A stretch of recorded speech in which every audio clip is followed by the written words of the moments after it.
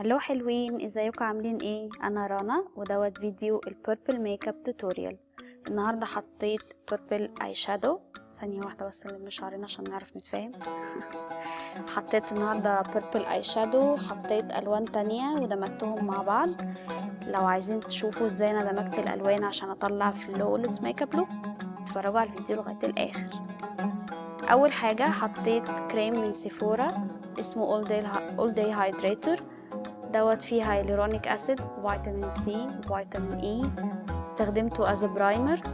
البرايمرز طبعا اشكال وانواع هنتكلم عنهم في فيديوز جايه، بس مبدئيا دوت استريحت له از برايمر لان هو بيرطب البشره وبيخلي شكل الميك اب حلو بعد كده، وفي نفس الوقت ما بيبقاش جريسي، ما بيبقاش ملزق، ما بيسيبش اي ريزيدوز على البشره، والبشره بعد كده بتمتصه تماما.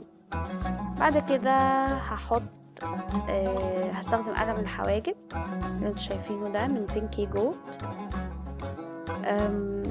بستخدم طبعا لون بني فاتح مناسب للون حواجبي، فلازم ان احنا نختار لون القلم يبقى مناسب جدا للون الحواجب علشان شكله يبان ناتورال في الاخر، وما يبانش التخطيط بتاع القلم. هو كده كده بيبان التخطيط واحنا بنرسم زي ما انتوا شايفين كده، في حاجات باينه مطرح القلم، بس كل ده هيروح لما احنا هنعمله بالبرش اللي هي الناحيه التانية من القلم. تبقى عامله زي الماسكارا هوريها لكم دلوقتي. فابتديت في الحاجب الاولاني، بعد كده الحاجب التاني. بحاول ان انا بس احدد البيز بتاع حواجبي من تحت اللي هو الخط اللي بالعرض ده، بس بعد كده بمشي بقى مع الشعر بتاع الحواجب عادي جدا.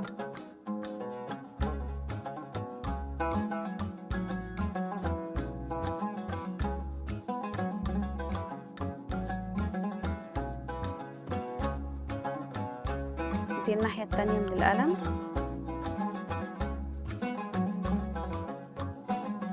بعمل براشنج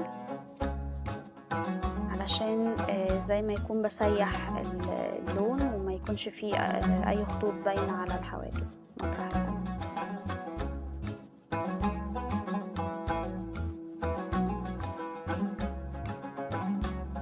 بعد كده هستخدم ويت ان وايلد ميجا كلير ماسكارا شفافة علشان اثبت حواجبي ويبقى الشعر بتاع الحواجب ديفايند، تدي لوك حلو.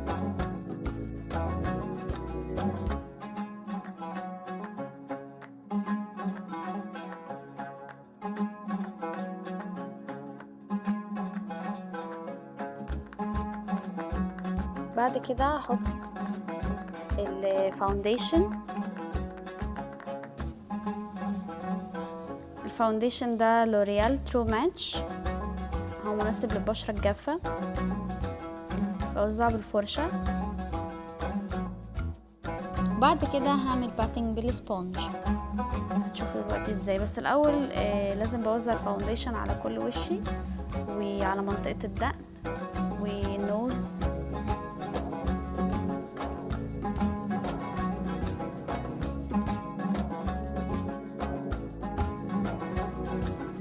ما بعملش اي حركات دائريه ولا بمسح ولا اي حاجه، بطبطب بس بالسبونج علشان شكل الفاونديشن يبقى سموث ومش فليكي، مش بايظ. دي انسب حركه بيتوزع بيها الفاونديشن. بعد كده احط كونسيلر فوق عيني از اي شادو بيز. ليه؟ لان دايما جفن العين بيبقى لونه ممكن يبقى احمر، محمر شويه او مغمق شويه، فانا بحط الكونسيلر عشان يوحد لون الجفن. بحط كمان تحت حواجبي.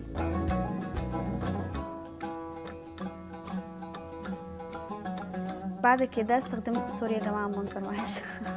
بعد كده استخدمت القلم بتاع الكحل بتاع اماندا.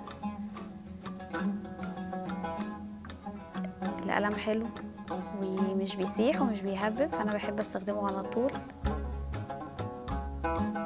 وفي حاجات تانية بحب استخدمها هوريها لكم في فيديوز جايه، بس دوت اكتر واحد انا بستخدمه يعني. عملت خط في الكورنر، الاوتر كورنر بتاع العين، علشان يحدد لي انا همشي ازاي بالاي شادو، لان انا لسه ما حطيتش الايلاينر. الايلاينر هحطه بعد الاي شادو. استخدمت الباليت دي من ريمال، اسمها كريمزون ايديشن باليت.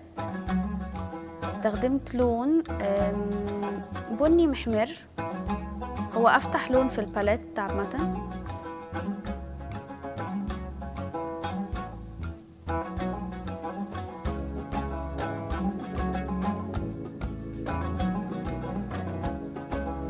بطلع شويه بالاي شادو لبره علشان يمشي مع الخط بتاع الاوتر كورنر بتاع العين.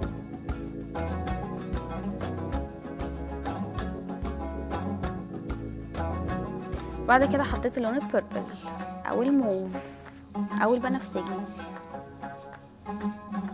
هو تحسوا انه ايه ده، هو ازاي بيربل واحمر؟ لا هوريكم ازاي دلوقتي. انا هدمجهم مع بعض فمش هيبان ان هو ده بيربل وده احمر. حطيت من الاوتر كورنر ومن الانر كورنر، وفي النص حطيت لون افتح وبيبقى شمري شويه او بيلمع شويه، بيبقى احسن لو لون مفضل. بعد كده بعمل بلندنج ما بين البيربل والريدش براون. هنا انا جبت لون اغمق شويه، كان لون اسود وحطيته على الاوتر كورنر بتاع العين عشان يحدد المنطقه دي، بس حطيت خفيف خالص عشان ما يبانش ان هو بلاك يعني، حطيته بس يغمق الاوتر كورنر. بعد كده هنا انا بحط ايلاينر. قلت لكم في الفيديو اللي فات ازاي بحط الايلاينر، لو مش فاكرين دوسوا على اللينك اللي هيطلع لكم فوق دلوقتي علشان تشوفوا الفيديو بتاع الايلاينر توتوريال.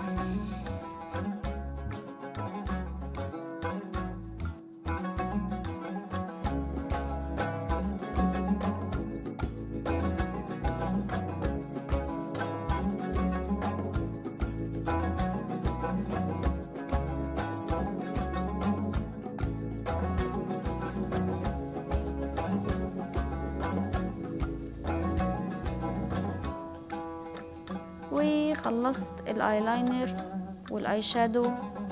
باجي على الانر كورنر بتاع العين او مدمع العين، بحط لون سيلفر او مفضد شمري، يعني حاجه تكون فاتحه زي الهايلايتر، او ممكن هايلايتر نفسه يعني استخدمه على الانر كورنر بيضوي الحته دي. وخلصت العينين الاتنين. نروح بقى على الرموش. حطيت ايلاشز، هوريكم فيديو برضو جاي ازاي انا بركب الايلاشز بسهوله. بعد كده بحط كونسيلر. انا بستخدم يا اما سبونج يا اما بستخدم البينكي، مش البينكي، الرينج فينجر.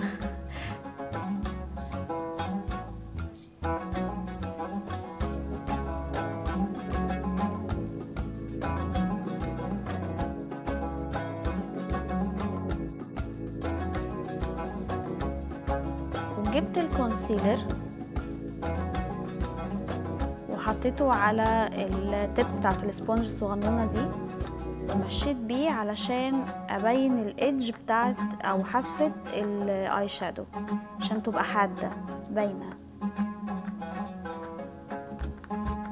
زي ما انتم شايفين كده.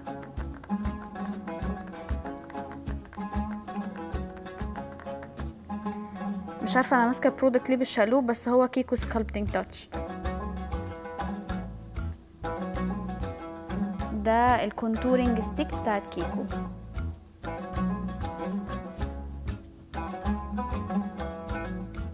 وعايزه اعمل لكم فيديو مخصوص للكونتورنج. بحطه على التشيك بون، وبحطه على الفور هيد، بحطه على الدقن. بيحدد الجو لاين وبيحدد الفور هيد بيصغرها، والتشيك بون او عظمه الخد بيرفعها وبيحددها. وبعمل كمان كونتورنج للنوز.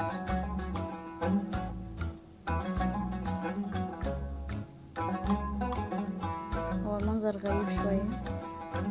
بس معلش هنعمل بلندنج الكلام ده كله. بعد كده بجيب الكونسيلر وبحطه في المناطق اللي انا عايزه ابرزها او اضويها في وشي. بحطه تحت الخط البني بتاع الكونتورينج، وبحطه في نص المناخير وعلى التب بتاعت النوز على طرف المناخير، وابتدي اعمل بلندنج. كلمة السر ايه؟ بلند بلند بلند بلند بلند.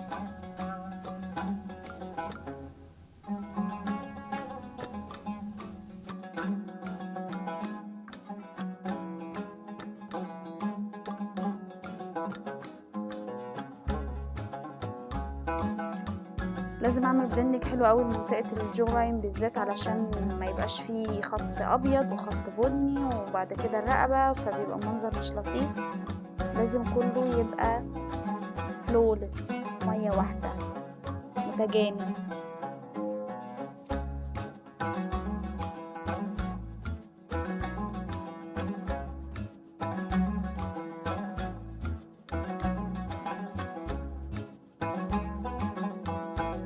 بعد كده هجيب كيكو فيلفت تاتش اللي هو البلاشر بتاع كيكو،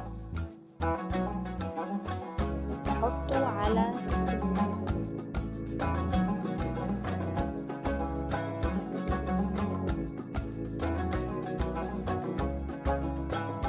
وبرضو هرجع اعمل ايه؟ انتوا قولوا بقى. بلندنج.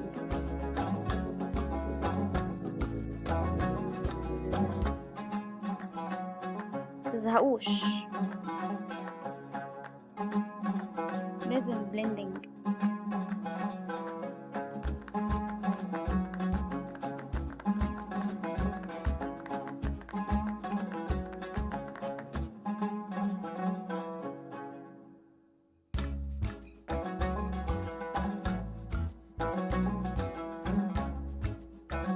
بعد كده هجيب الكونسيلر وهعمل هايلايتنج لحته كده في الفورهيد وحته في النوز علشان اضوي المناطق دي. بعد كده نيجي بقى للليب جلوس او ليبستيك او الايفر. يعني استخدمت نيكس اللونجري اللي هو اللون كشمير او برضو مدي على موف.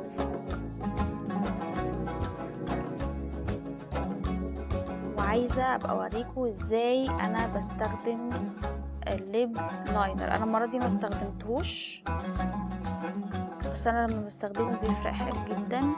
وحتى بعد كده لما باكل وبشرب، حتى لو الليبستيك اتمسح شويه او راح، بيبقى مش ملغوص، بيبقى الشفايف متحدده برضه. طبعا ممكن نكبر شفايفنا باستخدام الليب لاينر، ودي تريكس هقولكم عليها بعد كده. خلصنا. يا رب يكون الفيديو عجبكم. اشوفكم في فيديوز جايه كتير هتكلم فيها عن ميك اب تيبس اند تريكس وكمان سكين كير برودكتس. متنسوش تعملوا سبسكرايب للشانل عشان تشوفوا الفيديوز الجايه اول ما تنزل. ولو عجبكم الفيديو ده اعملوا لايك اند شير. يلا اشوفكم في فيديوز جايه. باي باي.